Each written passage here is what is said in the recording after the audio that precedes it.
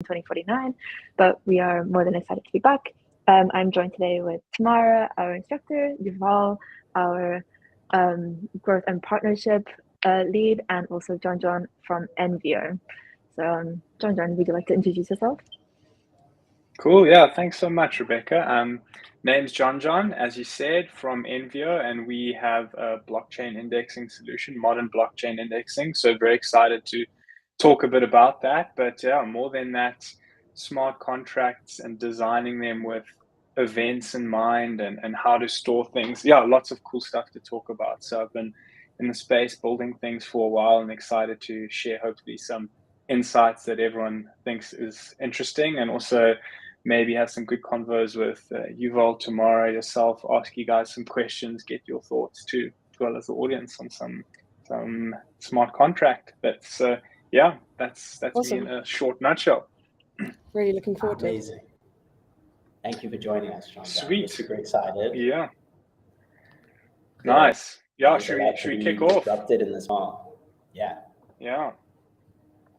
Cool. Yeah, I guess without further ado then, let's kick off, and want it to be exciting, fast pace, and not boring. So please, let's ask questions. Let's make this epic, and let's really dig into the nitty gritty of some pieces and learn some cool stuff. So I'll start off by saying, yeah, again, massive greetings. And over the past maybe 4, 5, 6 years, I've had the privilege of delving a lot into the realms of Solidity and also blockchain data. Had my fair share of smart contracts audited, wrote my fair share of indexes. So really had some time to delve into the problems around smart contracts and data and Solidity and what we need to think of. And from the early days of Ethereum, where it was kind of just Ethereum, right? And that environment, to now this current multi-chain environment. We're seeing a lot of app chains. It's even more interesting because it kind of feels like our data, it's not just getting it from one chain, but it's being sharded across a million places. So it's a super exciting problem to talk about, and it's something that Solidity devs need to take a lot into consideration. So yeah, keen to bring you some insights on the forefront of this domain, and hopefully a couple things that can help you in the way you approach your smart contract design. So yeah, should we kick off from there, and maybe we start sharing the screen? So yeah, I've kind of said data and Solidity, a really nice descriptive handwritten heading over there. And I think the first thing we'll dive into right up is actually kind of the problem statement with getting data, and you as a Solidity developer, how do people actually access the data in your smart contracts? And I think when interacting with blockchain data, it's important to remember that you can read data and you can write data, and they're very fundamentally different, obviously, in terms of cost and execution, right? Reading, for instance, it's not consuming any gas when it's performed off-chain. While writing operations, if you're changing the state of some contract, some kind of variable, that's pretty costly. With like that the in most mind, costly. yeah, the most costly, right? But with that in mind, just because reading is technically free and it doesn't consume gas when it's performed off-chain, we still got to be very careful about it and not fall into this trap of, oh, it's just free to read things, so I'm just going to make a million view functions. So I want to dive a little bit more into that. And that's kind of the very, I'd say, traditional, basic, maybe I'll even go as far as saying naive approach that many developers used to take. It was to utilize view functions to retrieve data from smart contracts. And for those of you who don't know, a view function, it's basically this little tag you can put on a, I'll just jump ahead here, on a smart contract. Let me jump ahead over here. You can see it says view. Could you please zoom in for there. us? Yeah, absolutely. Thank you. So when you write a function, if you have this little view bad boy over here, it means it's not actually modifying or changing any of the state in the smart contract, even right? More. Even I think more? You can zoom in. Yeah. Yeah, if possible. There we go. All the zoom. Let's do it. There we go. So there's the view piece over there. So yeah, actually I want to talk a little bit about that. And a little fun fact is if you declare public variable in Solidity, you might know it automatically creates a view function for it. So you can kind of bind to that contract and read that data. But I want to talk a bit about, and here's kind of the problem, and don't worry, this code will be zoomed in when I hop over it to now.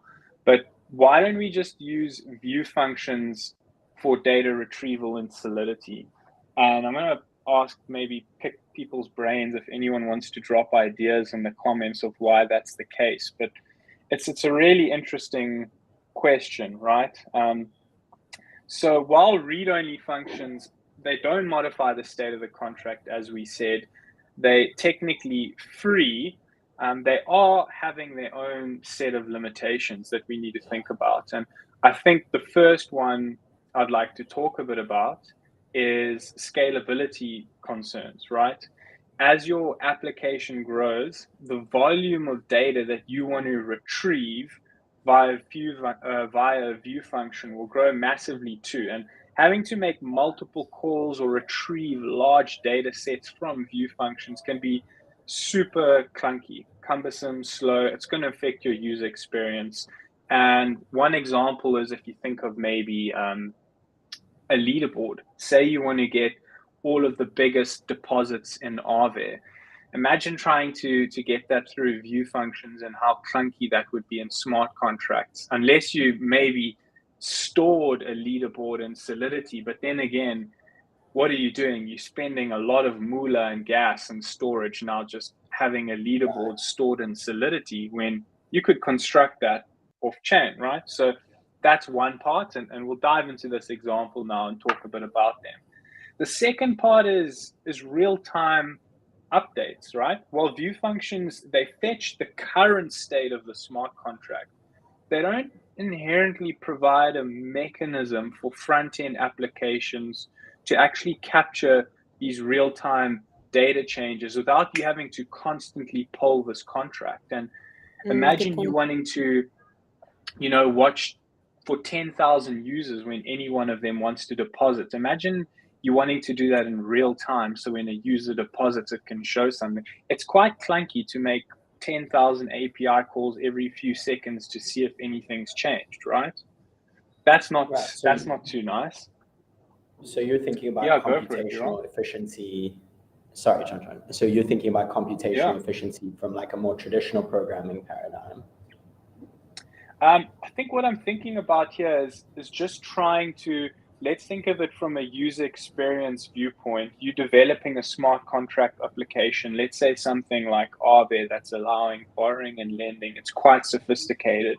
And when a user wants to see a dashboard or an overview of the activity that's reflecting perhaps their deposits, if you tried to just get their deposits through a view function, you would have to constantly be polling this view function and making requests to see if there's been some change or some deposits. And that volume can be quite inefficient and overwhelming, and it's not always real time. So that's just one aspect to it. And I think in all of this, when we sort of have this programming mindset, we always want to do things in a way that's obviously elegant, but efficient, because efficient obviously also translates generally into cleaner code and into lower costs if you're doing things more efficiently. So that's quite an exciting thing. And then I guess the last, or not the last, but another thing is historical data, right? When you call a view function,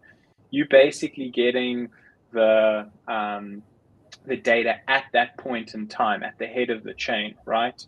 And this doesn't give you an idea of what that data has looked like and how it's transformed over time. So that's another thing you have to put into consideration. And I think we'll illustrate this best with an example. And I'll go to my super zoomed in example over here. I've called it user info. And I want you to imagine this fictional land, Tamara, Yuval, and all the other guests who are joining us, where you can choose your age. And even better than just choosing your age, you can say when it's your birthday and you can get 1 year older. So it's this fantastic world you can see, you can call this function, it's public. Whenever it's your birthday, doesn't have to be your birthday, you can call it and your age can increase by 1 year. And it's a super simple contract. I'll give you a second to look at it. And it's basically just a mapping of users, and a user has a name and an age. And here we are using view functions to get a user's name and a user's age, right? And now we're going to talk a little bit about those issues and why it might be hard to use this as an approach in order to get your data.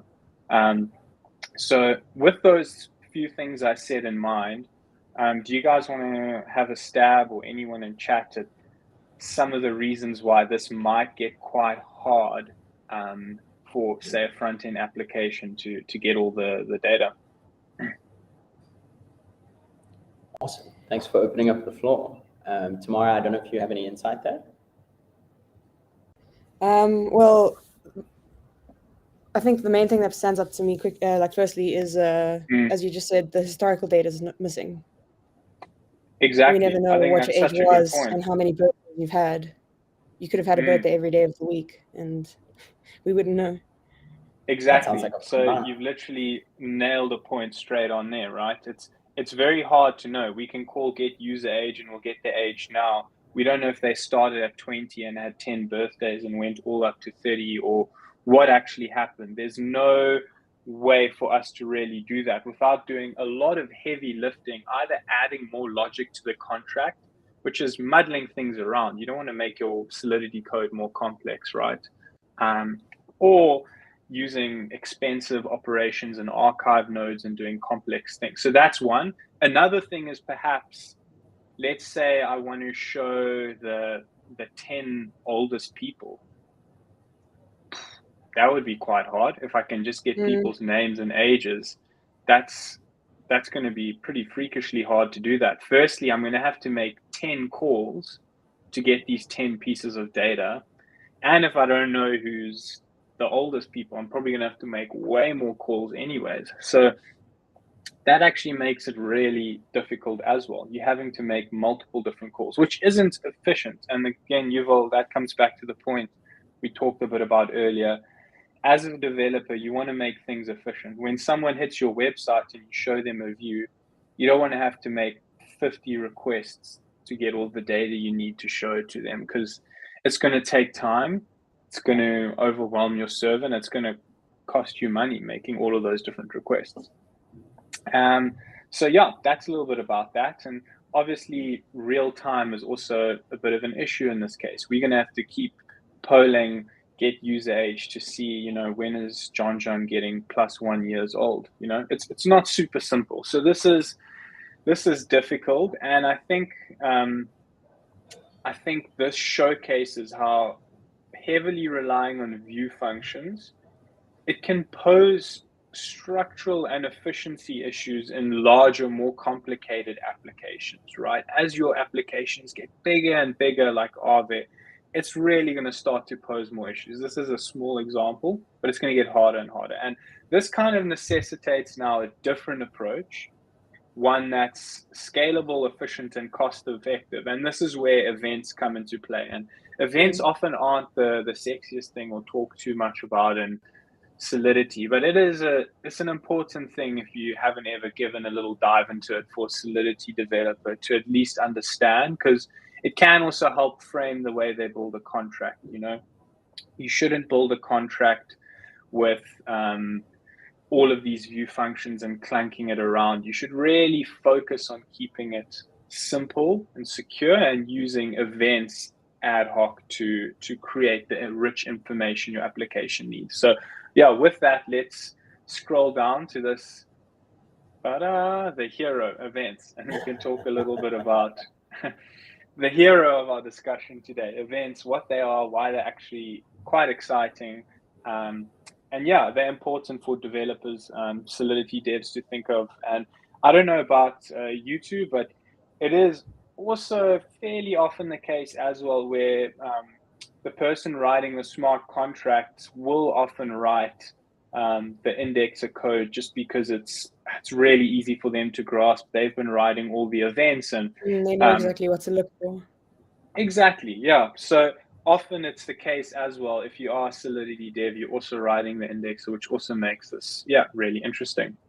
So events in Solidity are pretty exceptional, and they allow us to log specific changes on the blockchain. They don't alter the blockchain's state in the same way, a stored variable does, but they still offer a permanent record of specific occurrences, like a deposit into Aave. They offer this record that this occurrence, someone deposited 100 DAI into Aave, happened, right?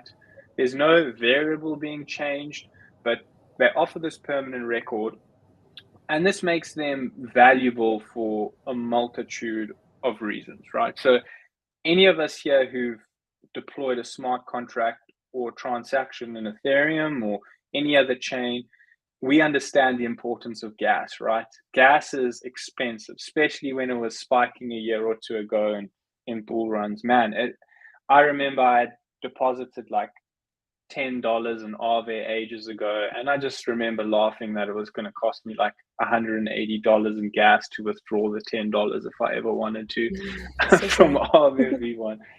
So that's how it goes, right? Time capsule. Time capsule. Even with Binance this week, gas is spiking again. I know, I saw. That's pretty crazy, right? Seemed like they were sending a whole lot of interesting transactions. So anyways, we know about gas, right? And events are very useful for gas efficiency because you're emitting events. It's substantially more gas efficient than storing the actual data. You're just creating this log. And when you emit an event, you're doing that. You're logging the data as opposed to storing it. And this results in significant savings. So that's already tick one. This is why we love using it. And on that, we've talked about storage and you logging it instead of storing it. Another point is the storage efficiency. Ethereum storage is expensive, right? And that's because it's this distributed system, this blockchain, and there's loads of different nodes that all hold a copy of this data, and any kind of data you want to store, it's not just one person's hard drive is holding that.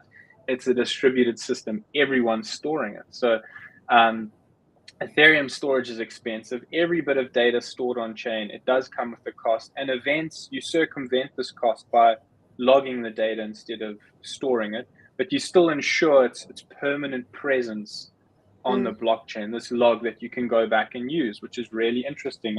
And it allows you to start telling stories. If you're looking at all the deposit logs, for example, it really allows you to paint a picture and do a lot of different things.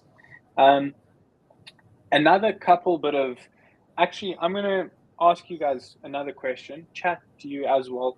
Can we think of some other reasons? I've got a few more listed here, but I probably haven't even thought of any of them. Can we think of some other awesome reasons why using events is a good idea in Solidity as opposed to, I guess, using view functions or not using events? Like, what are some more advantages of events? I don't want to just say them all to start. If anyone has any chat, call them down.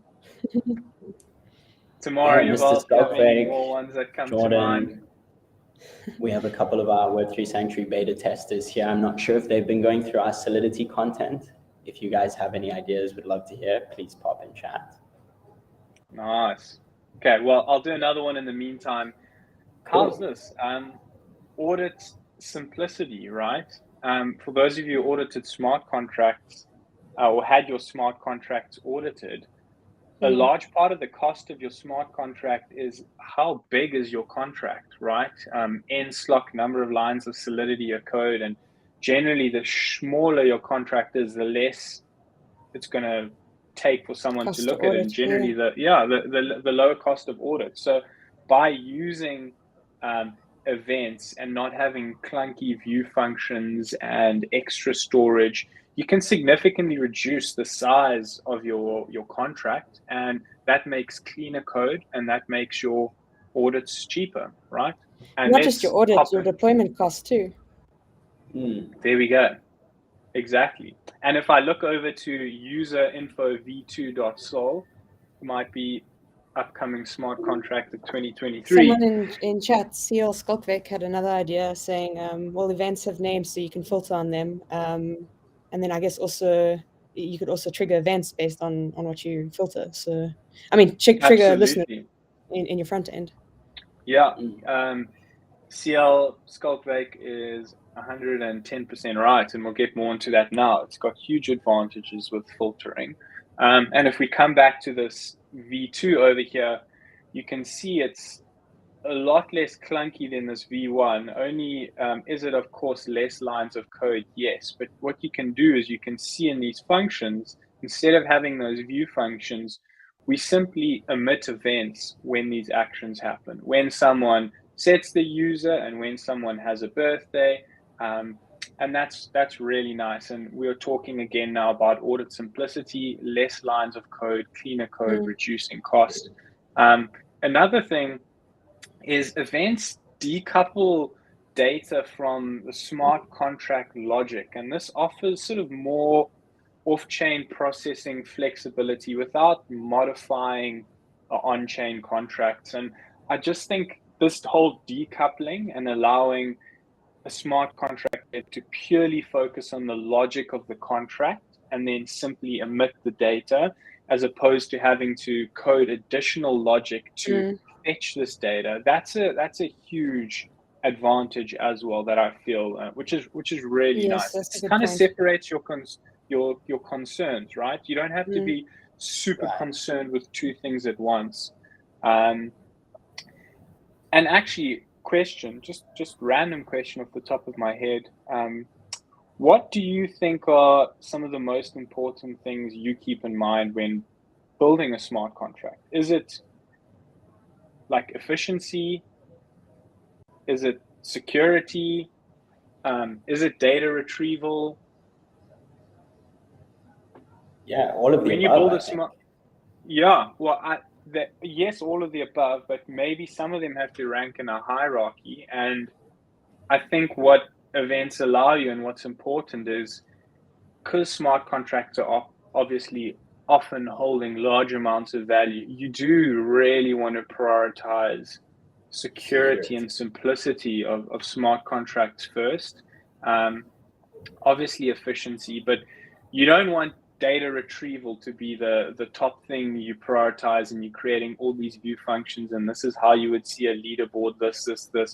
That kind of, you don't want it to be on your mind. You want to emit all of the information and the thing that's happening, but that should be the index's concern, to capture that information and tell the story of all the actions that have been happening in the smart contract. So again, that whole decoupling idea is really nice. And again, I think now developers can kind of rethink their back-end design or their indexer design to process and use these logs a lot more effectively, as opposed to having to think about how to hit the contracts directly and extract this information. Yeah. And I think that offers opportunities for a lot more scalable and cost-effective architectures. So yeah, that's what's really exciting about it. And maybe a little bonus just over here, which we can look on, is this little indexed piece over here, and what exactly that means and why it's important. And I think this comes back to CL Skulkvik's point over here. But in Solidity, when you label an event argument, you can see this as an argument is indexed. It means the arguments, it's not going to be stored in the data part of the log actually, where the event's recorded, but instead it's actually in the log's topics. And the crucial implication is this actually makes the argument searchable. And I can actually I've just been playing a bit around here on Etherscan. You can see I'm looking at the Starknet contract and some deposits. You can see there's this cool events tab, and you can see these index topics over here, index topic 1, index topics 2, and that means it's searchable. So not only could you search for all of the log deposits onto the Starknet bridge, but at the same time you could search for, from a specific sender, all of the log deposits onto that bridge. And that again is just allowing the next developer or the same developer who needs to search, show this information and create a useful experience. It gives them a much more scalable, modern approach to do these kind of tasks. So yes, absolutely. Yeah. And I mean, but you can only have 3 indexed parameters in an event, as far as I know. Absolutely. You're right. So you have to choose them wisely. Exactly. Yeah. And think, what will people want to filter by most? Exactly. So yeah, that's just a little side note on that. And yeah, thanks for bringing that up. That's exactly correct. So yeah, that's a little bit about on indexed. And I think maybe what we can do next, before we get onto indexing and now collecting all of these events and what do we actually do with them and kind of the next step, maybe I'll quickly dive into just a quick little practical, fun example of storage and Solidity, and just one little trick or practical example. A lot of you might already know it, but for me, I only came across it after a year or two of developing smart contracts. So basically, let's start with this. While events, do help offload a lot of the data off the chain, therefore reducing your storage, making more things more efficient, blah, blah, blah. Obviously, it's still important and necessary to sometimes store data on chain. So let's talk a bit about now when we store it on chain, we need to do it efficiently, right? Because now storage costs gas, costs money.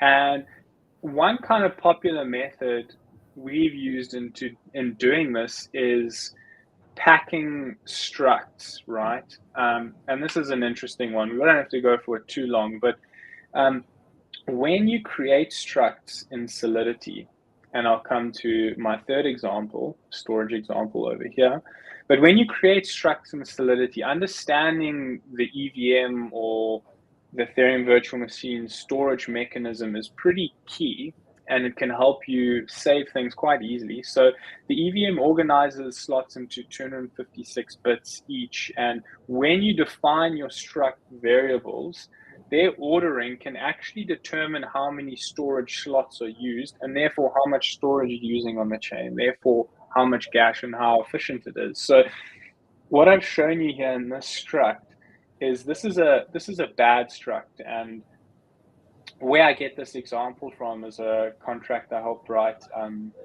maybe coming on a year ago, but you can see we make quite heavy use, and I'll zoom in again here so you can hopefully see a bit better, but you can see we make pretty heavy use of struct packing, not as much as I thought actually in this contract, but you can see we do it here and here, and I'll tell you why we're using this funny uint 128. And you can actually use uint in any multiples of 8, uint 8, 16, 24, 32, 40, this and that. And we had some pretty bizarre uints because, yeah, it can help you pack and save some storage. Again, you got to weigh this up with maybe the complexities it creates in the code. But in general, what you can see is in this bad struct, this uint 128 will use 128 bits and take one slot. Going down one line below, 256 bits is not going to fit into the remaining 128 bits. So it's going to use another slot. And then a third slot is going to be used below here. So we're going to be actually using 3 storage slots in this struct.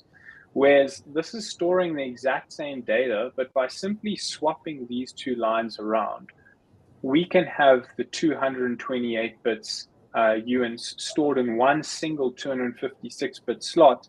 And now we're actually only using 2 slots in this struct. So you can see we actually did that over here, and we are only using 1 slot.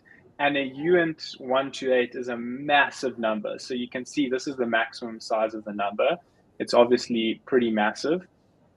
And we were doing this for synth price and payment token and market side value and payment token. And basically we deemed that this value, which is absolutely monstrous, is more than enough, and it's not going to overflow. So why not save a storage slot, which is really nice. So that's just a little tidbit on storage. It's expensive. You do have to do it on chain often.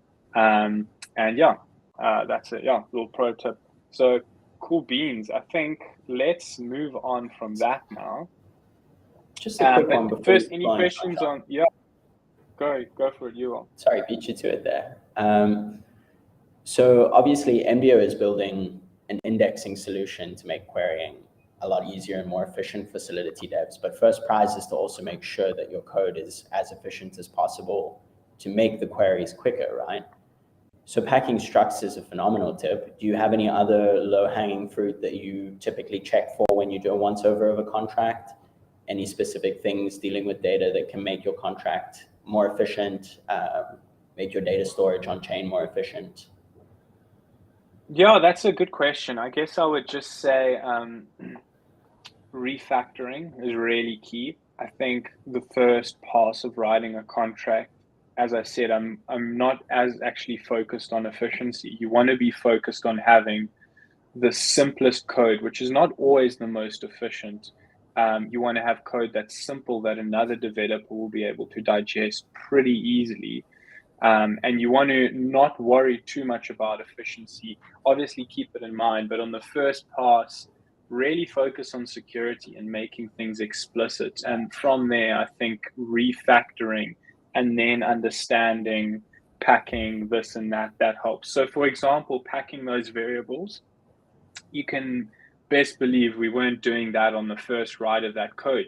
First we were focusing on the core logic of the protocol. So I would say don't, as a Solidity dev, get too hung up on it. Like, focus on the logic and making it secure. That's really the core problem. And the more time you have to refine, refactor, go over it, add these improvements, go for it. But generally, you want to do that more and more once you've got the core logic out. You have a great test suite, so when you refactor, you can make sure you're not having any regressions. So that would be my main tip. Don't sweat it too much. Focus on security and the core logic. That should be your primary focus. Amazing. Yeah, I think that's a very helpful mindset to have. As smart contract engineers, I think we all tend to get a little bit hung up in terms of our egos or just in terms of like fixation on gas optimization. It's the name of the game, but as liability for user funds comes first, right? Exactly. So yeah, I mean, let's now hop on to collecting all of these needles out of the haystack, and that's taking all of these events from the blockchain and doing something useful with it. And kind of the problem we sit at is we now have all of these events that we are emitting. And remember, blockchains are pretty long and big, and you can see Ethereum's at over 18 million blocks now. And we've talked, for example, about the Aave contract. Let's maybe think about the Uniswap contract. You're having all of these different swap events, and they are happening somewhere between block 1 and block 18 million, right? As they happen, there's some events in this block, some events in that block. It's really like your events and this data is scattered over the node. And you need to think, how do you collect them, transform them, and efficiently store them so they can be accessed, right? And I just showed another tidbit of one of the mint contracts. You can see we emit an event, and that's exactly it. How do we now go through this problem of indexing these events, and how has indexing changed, and particularly around multi-chain and the difficulty when you have an application now on lots of different chains. So I'm going to skip. Where am I going to skip? Yes, I'm going to skip right over here. Right, so this is a nice little part to go by. So you have millions of blocks. Optimism, more than 110 million blocks. Ethereum's got more than 18 million blocks. And you want to find all of this data. Now, great work. You're a great Solidity dev. You've emitted all of your data. But now you're finding it all. And it can be time-consuming and costly to find it, transform it, and store it. So that's where an indexer really comes in. They play this very crucial role in enhancing the usability of the blockchain data by creating a much more efficient way to retrieve the specific information that you're interested in amongst this vast amount of information stored on the blockchain. So the blockchain storing everything, and say you're only interested in all of the swaps happening on the Uniswap pool, the indexes basically allow you to do that. It creates a much more efficient way to get all the swaps, as opposed to, imagine you open a website and you want to see all the swaps in the USDC and ETH pool. The website's not going to go and scan through blocks from 1 to blocks to 18 million and check block 1, were there any swaps? Okay, save it. Block 2, were there any swaps? It's not going to be able to, in less than a second, go through 18 million blocks, find all of the swaps and give them to you, right? That would be very hard. So what's actually happening under the hood there? It's using an indexer, which is allowing you to have this efficient and quick access to it. So we'll talk a bit more about what blockchain indexing is. It's the software that allows you to scan and process data from the blockchain, and you're extracting, retrieving relevant information like the Uniswap swaps, and you're organizing it. So you could be putting, these are all the USDC ETH swaps, these are all the ARB USDC swaps, right? You're organizing it and you're making it very easily accessible in this API. So that means that at the drop of a dime, if someone goes onto some kind of view or page, they could see, okay, these are all of my swaps, or these are all of the historical swaps between USDC and ETH. And there's a million reasons why this information is really interesting to people. So any application that really is a lot of data, that scales, it's more than likely going to need an indexer in order to effectively retrieve the information that's related to it. So any smart contract you write, you're probably going to need an indexer to effectively retrieve the information you care about, which is most likely all the information that's being emitted from your exact smart contract. So does that kind of make sense, what blockchain indexing is and why it's useful so far? Yeah, absolutely. That is a super coherent explanation. Thank you, JonJon. Maybe if we could walk it back, if we could walk it back and just provide a little bit of high-level context for the audience. You mentioned there are a number of different reasons why this data is really valuable and interesting to people.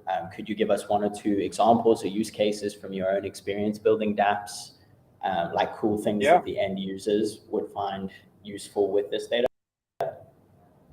Absolutely. Maybe the history of all that user's interactions with that application. If the user logs into an application, and I can show you at Float, at the testnet we have, what this might look like. I can go to Floatonians, this leaderboard. You can click on a user, and perhaps a user wants to see all of their trades or whatever they might be in a certain application and see it at the drop of a dime, like as quick as all of this is. You now have a list of all of these actions over time, exactly what the actions were, as well as more details relating to those actions. And as you saw, all of this happened pretty instantly for all of those users. And this wouldn't be possible if we had to scan through the entire blockchain and try to find all of this information for the user as soon as I clicked on that button.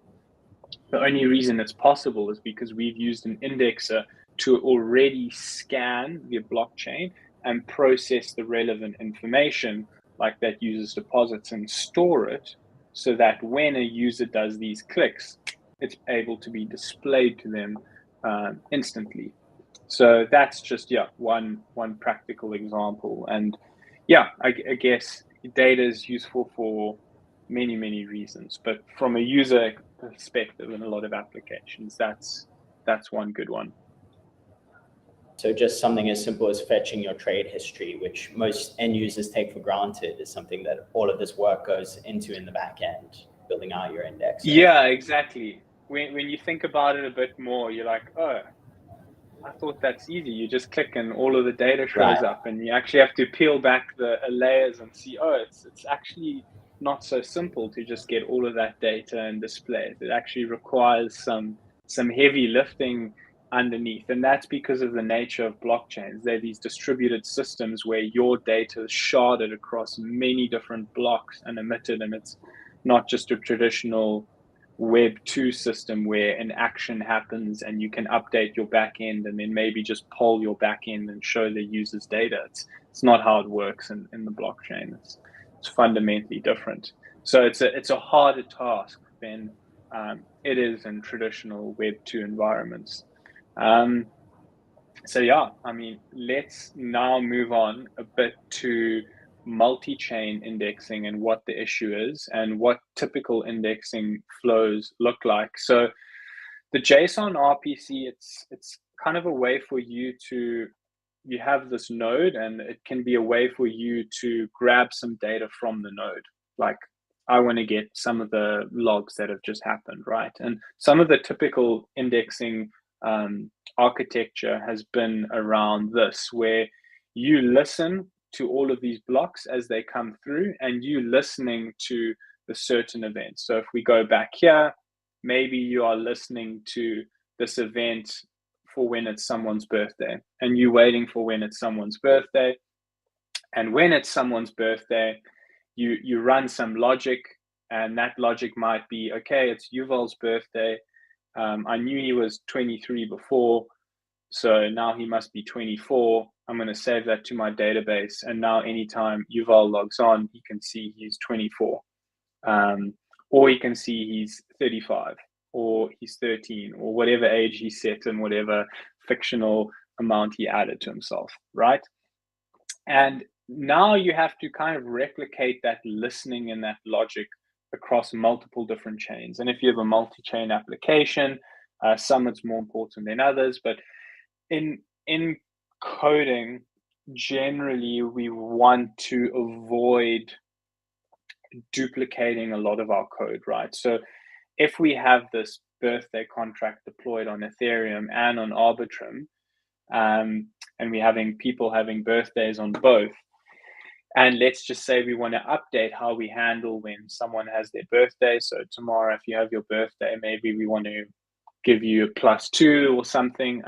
We then have to replicate that update of logic, not just on Ethereum, but also on Arbitrum. And you have to change wherever your code's duplicated. And that's why you generally don't want to duplicate your code, because wherever you change it, you're having to now in multiple different places go and update it. And that's can lead to bugs, can be time consuming. And now you're also having to manage multiple databases, instances. So it can be hard sometimes to do it in this form. And this is how a lot of what indexing looks like.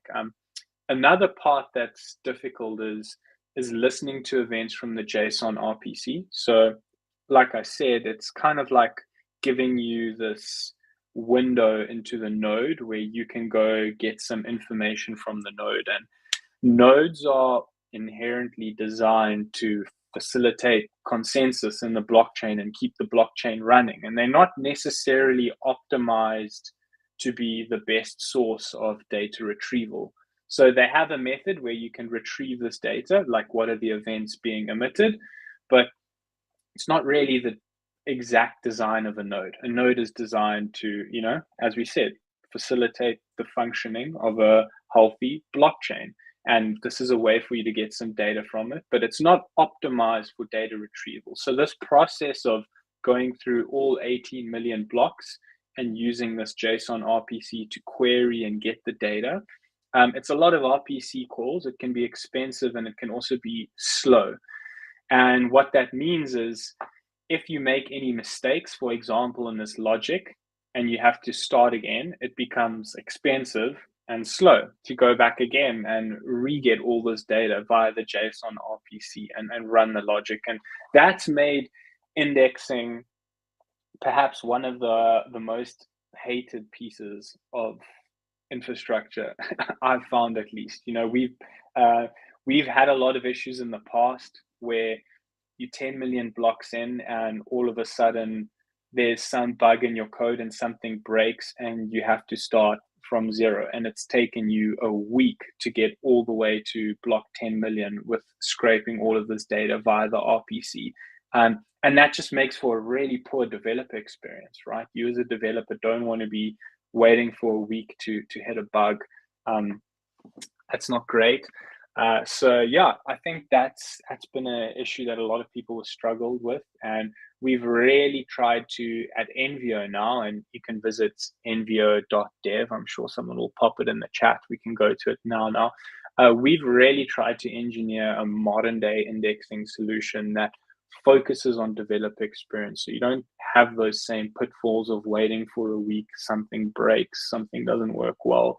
And we've done a lot of interesting work on how that looks. But yeah, again, here's some of the common issues. Multi-chain's difficult, managing these multiple instances. The RPC is slow, making indexing slow, and mistakes are costly. I like to say, think before you sync. It's not just like trying a new background color on your front end where you can just change the color and bang, it's going to render and show you something different. And if you don't like it, you can change it back. And in indexing, it can often be if you make a change and you run through getting all of this data, applying the changes, any change you want to make, now you have to go through this process again of getting all the event data, modifying it, changing it. Mistakes can be costly. So I'll talk a bit about Envio indexing. I know we're running short on time and I want to streamline as fast as possible, so I won't spend too much time, but I'll start off with this pre-indexing we do. So there's a lot of different chains and we ingest them, and we have a kind of data lake or accelerated API. So what that means is we've basically organized the blockchain data, all these like events and transactions, and we've put it in a much more optimized format. So when you want to retrieve that data and index it, instead of having to use the JSON RPC, which you can still use for flexibility, but you'll be using a much quicker source to retrieve that data, which means you can speed up the process of getting those events massively. And that's one of the biggest bottlenecks of the whole indexing process. So things that would previously take weeks can take, half an hour. They can just be a lot more quicker and palatable, which is really nice. And the other part about it is these fetches order something in a priority queue via this chain event manager, and that allows you to get events from different blockchains and pipe them all into the same ordered queue so that you can have a unified API, and you could have one user object and they could do deposits on Arbitrum or Optimism, and you can linearly process those deposits and accurately keep track of that user without running into race conditions or having any issues like that. So that's really nice. And yeah, if you are building a multi-chain application, that's things you should be thinking about, because I think we take it for granted how hard it is to actually do stuff like this and show all people's information. It doesn't just appear. There's a lot of legwork behind it. So yeah, that's really nice. And the last thing I'd like to do before going too much onto this is actually just take you through a small example of Envio and how it's working. And it's got three main pieces. The config, which is basically you saying, this is all the data I want to ingest. This is my smart contract. These are the events. This is what I want to suck up. There's your handlers, which is saying, okay, once I have my event, so once I have my someone's birthday, now that I have this data, it's so exciting. What am I going to do with it? You can write code to say, I'm going to get the user. If they haven't had a birthday yet, I'm going to say this is their first birthday and create that. Or if they've already had birthdays, I'm just going to increase their age. There's all of this kind of logic and processing, right? And then finally, you sort of define, I guess, the shape of your data, and that allows the front end to grab the data and display it. So I'll just very quickly, and I'll zoom in a bit more over here, but something I thought we could index real quick is if we go to Uniswap and we look, say, at the USDC ETH pool, you can see there's a lot of stuff going on here, a lot of different swaps. and these are all, events being emitted, actions happening. So I thought, let's index some of this pool and just basically show you how it would work. And keeping all of this in mind, we do have a bounties and micro grants program, and we're looking for a lot of feedback at Envio. So I'll talk more about that in a bit. I don't want to go too much into it now to derail this, but if you're building smart contracts, you're probably going to need to see what's happening in those smart contracts. If you want to help testing out and using Envio, lots of cool opportunities there. So just thought I'd throw that in. But yeah, this is the Uniswap pool, and I'll show you very quickly how simple it is to basically index that. In this config.yaml, you can see all we basically showing right now is networks, and here you could have multiple networks. We just have ID1, which is Ethereum, but we could be, as I said, getting from Arbitrum, Optimism, and getting a lot of different data, which is really nice. And it's basically as simple as us having the address of the contract and defining the events we want from the contract. So I've literally defined the event here. You could also use an ABI, but this is the swap event that we're interested in. And you'll see there are 1, 2 ABI. index parameters. So they still have one to spare if they wanted. And you can see when we want to start indexing it from. Now I'll show you when we get the swap event, what are we actually doing with it?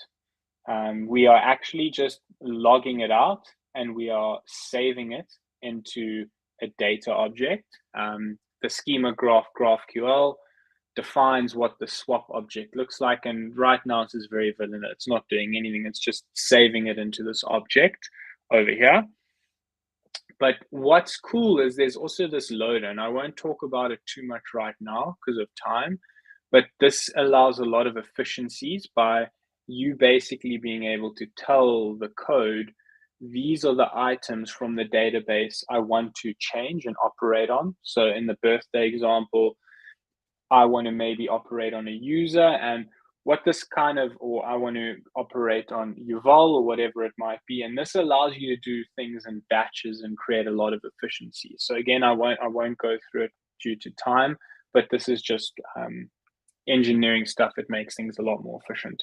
So I think without further ado, just because of time, I will start this and show you what's happening. So we are now processing all the events, and you can see we started from 17,800,000, and we are just smoking through all the swap events that are happening right now really, really quickly. And if you have this console over here that is open, this shows you essentially a view into what's actually being indexed in your database.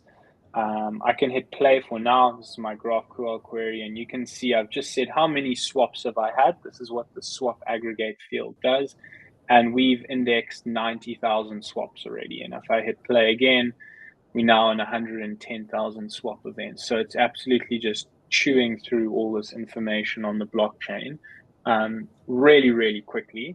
So there's a lot of swap events you now have access to. And if you hit this data tab over here, you could actually check the swap table. And here you can see from the blockchain, here's all of these swap events that are happening over here in Uniswap. You can see the recipient, the sender, the amount, and you can see this event chain ID. That means this swap event is from Ethereum. And when we also index, Optimism, etc. at the same time, you'll be able to see which chain the event has come from, which is also very useful for a number of different reasons. And now that you have this, again, you can see API here. Your front end can now basically hit this API and could say something like, oh, the USDC ETH pool has had 210,389 swaps, and it's been able to tell you that in a matter of seconds. Or you could filter for a specific user and see how many swaps have they had, etc., etc.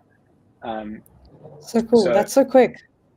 Yeah, nice and quick. So you can see we've already caught up to the head, and we've indexed 210,000 events. Also, because Wow. it's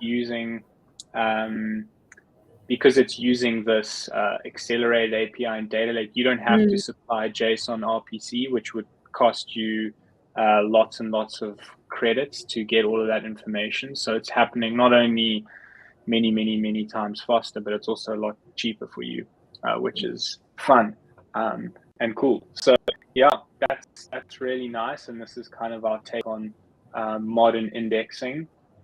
And I guess I will leave it there for now, with only 3 minutes to go. But yeah, maybe I don't know if there's any Q&A or any questions from anyone, but it's nice to be able to show everyone a little bit more about Envio. Oh, last thing, I'll just punt again. Envio.dev is the website. I'll share it in the chat. And there is a micro grant bounties program, a lot of cool programs if you join our Discord, where you can test, you can use Envio, you can get a micro grant for using it and giving us feedback. So Amazing. Please do check it out, join the community. We also dev a lot of Solidity, so you can give Solidity tips and stuff like that. So yeah, that'll be awesome. Amazing. Just to address one quick question from chat, Vicus, any estimate gas costs so we could refactor code more effectively? Off the top of my head, Foundry as a framework has incredible gas reports. JonJon, I don't know if you have any tools of choice for that. Yeah, same thing. Also been using Foundry. So Really yeah, I cool. guess yeah. I mean, I don't know how much it's changed. I haven't used it in the last 6 months, but for what I remember is it will look at your test suite and how functions are called and give you sort of a min, max, median on the gas costs of various functions you've called. And yeah, just important to take all of that with a bit of grain of salt, because depending on how you engineer your test setup. suite, that might actually affect what those values look like, and you might do some crazy tests that result in some ridiculous max gas. So basically, it's not perfect. Don't take it as this is I struggle with that. Yeah. There's a person on GitHub called MimeGlobe, and they released a Python package last week that creates a Python gas report. So you could do one before and then one after. I've been checking it out. It's quite a cool repo. Epic. Amazing.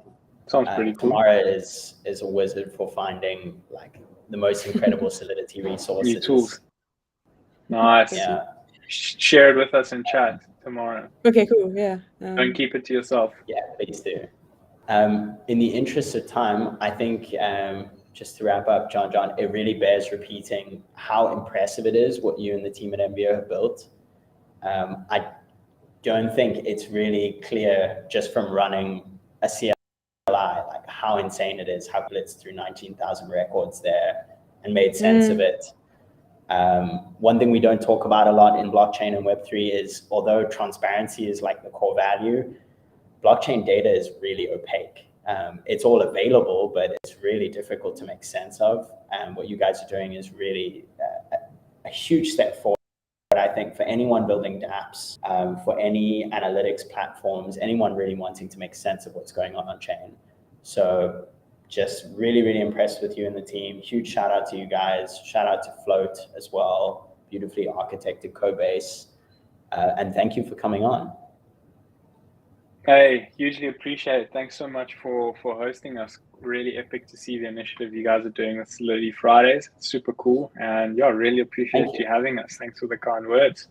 Looking forward to seeing you all soon, hopefully in person as well sometime. Amazing. So quick plug, we can find you guys at envio.dev. Is that right? 100%. Cool. Envio.dev.